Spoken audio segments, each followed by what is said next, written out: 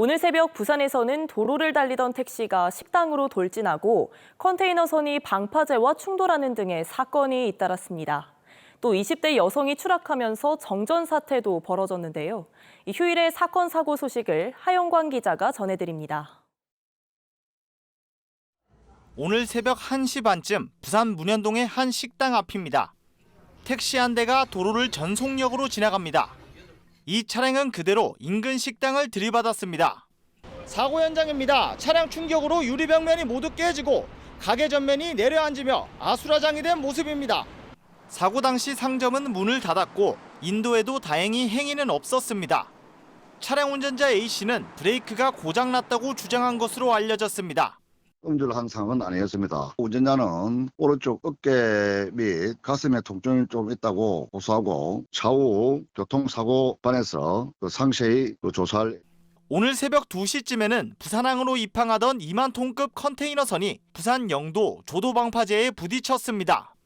사고 선박은 자성대부두로 옮겨졌으며 승선원 18명은 모두 안전하게 구조됐습니다. 부산해경은 사고를 낸 선박이 입항 항로가 아닌 출항 항로로 진입하다 사고를 낸 것으로 보고 정확한 사고 경위를 조사하고 있습니다. 또 오늘 오전 3시 반쯤에는 부산 범천동의 한 주상복합 건물에서 20대 여성이 추락하면서 고압선이 끊어졌습니다.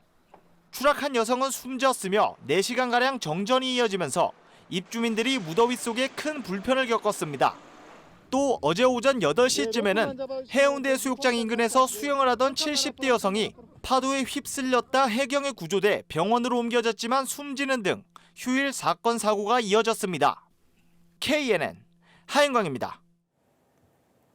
정부가 부산 경남의 기회발전 특구를 발표하면서 기업 유치에 대한 기대감이 커지는 가운데 지역 간 경쟁에서는 밀릴 것이란 우려도 나오고 있습니다. 윤혜림 기자가 취재했습니다.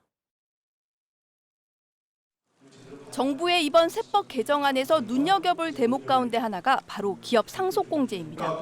정부는 기회발전 특구에서 창업을 하거나 수도권 과밀 억제 권역에서 특구로 이전한 기업에 대해 상속 특례를 적용한다고 밝혔습니다. 특례 대상이 되려면 본점 또는 주 사무소가 기회발전 특구에 있어야 하고 사업자의 상시 근로자가 전체의 50% 이상 되어야 합니다. 특히 기회발전 특구 창업 이전 기업은 공제 한도를 폐지하여 전폭적으로 지원하겠습니다. 부산 경남에는 기회발전 특구가 이곳 문현 금융단지를 포함해 북항 재개발 2단계 사업지, 경남 고성 해상풍력단지가 포함되는데요. 이들 지역으로서는 이번 세법 개정이 또 다른 기회가 될 것으로 보입니다. 특히 부산은 최근 북항 일부두가 글로벌 창업 허브로 선정되면서 시너지 효과가 기대되고 있습니다. 여기에 분산에너지법 시행으로 지역 기업들에 대한 전력비 감소까지 더해져 역의 기업 유치의 촉매제가 될 수 있다는 분석입니다. 하지만 아쉬운 점도 있습니다. 양질의 인력 유치와 기회발전 특구 지역 간의 경쟁에 밀릴 가능성입니다. R&D 연구소 연구 인력이 같이 오도록 기회발전 특구라고 하더라도 수도권에서 좀 인접 지역보다는 멀리 떨어진 지역에 더 많은 혜택이 갈 수 있도록 유치할 기업 종류에 있어서 한계도 드러냅니다. 대기업이 제외됐다는 점은 좀 아쉬운 부분이라고 볼 수 있고 금융특구로 지정받은 부산은 실효성이 없다고 볼 수도 있습니다. 왜냐하면 금융 같은 경우는 상속 대상이 되는 산업이 아니다 보니 고부가 신산업 유치에도 또 당초 지역에서 요구했던 지역 이전 기업 전체에 대한 상속세 공제에서 기회발전 특구로 한정되면서 효과가 한정적일 수밖에 없다는 지적도 나오고 있습니다. KNN 윤혜림입니다. 네, 집 나간 며느리도 돌아오게 한다는 전어는 가을에 유명한데요. 사천에서는 본격적인 여름 햇전어잡이가 시작됐습니다. 여름 전어는 뼈가 연하고 육질이 부드러워 풍미가 좋다고 하는데요. 전어잡이 현장을 이태훈 기자가 다녀왔습니다. 해질녘 사천 앞바다. 어민들이 그물을 끌어올리자 손바닥만한 은빛 전어가 하나둘 모습을 드러냅니다. 고기도 오늘 올란가?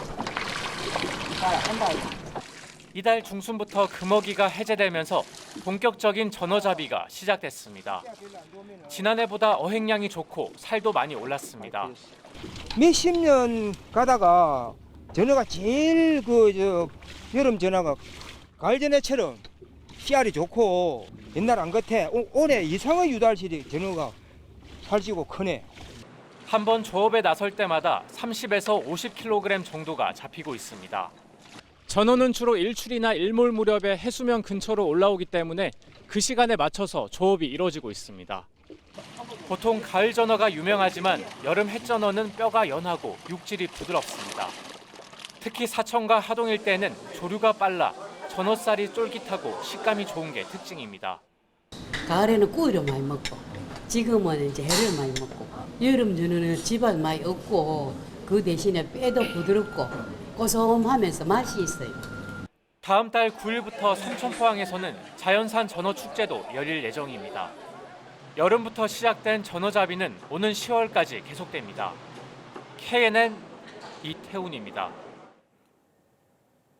더불어민주당의 부산시당과 경남도당 위원장에 이재성 사하을 지역위원장과 송순호 중앙당 부대변인이 선출됐습니다. 어제 열린 경선에서 이재성 신임위원장은 53.2%를 얻어 2위 변성환 후보를 누르고 시당 위원장에 당선됐습니다.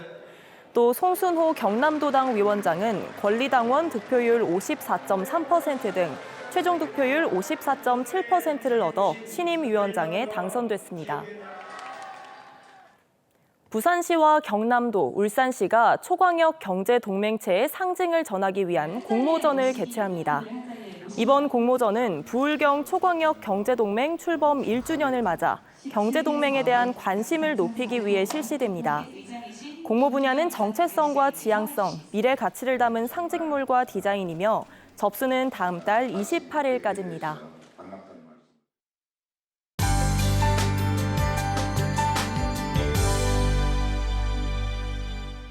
주말과 휴일 동안 푹푹 찌는 무더위가 나타났습니다. 월요일인 내일은 오늘보다 낮 기온이 더 오르며 폭염이 기승을 부리겠는데요. 많은 지역에 폭염 경보가 내려진 가운데 체감 기온 35도를 웃돌며 뜨겁겠고 열대야 현상이 이어지며 밤에도 더위는 계속되겠습니다. 내일 오전까지 남해안을 중심으로는 가시거리 200m 미만의 짙은 안개가 끼겠습니다. 출근길 안전 운행하셔야겠고요. 한편 내일 아침까지 부산과 남해안에는 0.1mm 미만의 빗방울이 떨어지겠습니다. 내일 전국에 강한 햇볕이 내리쬐며 대부분 지역에 폭염특보가 이어지겠고 수도권과 강원 산지에는 비가 내리겠습니다.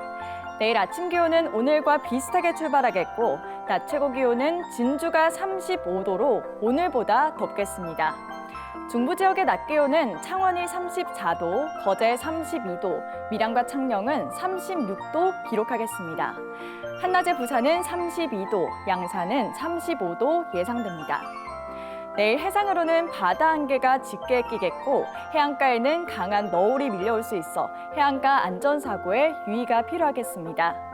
당분간 낮 기온이 더 오르며 더위가 절정을 향하겠고 열대야 현상도 이어지며 무더운 여름날이 이어지겠습니다. 날씨였습니다.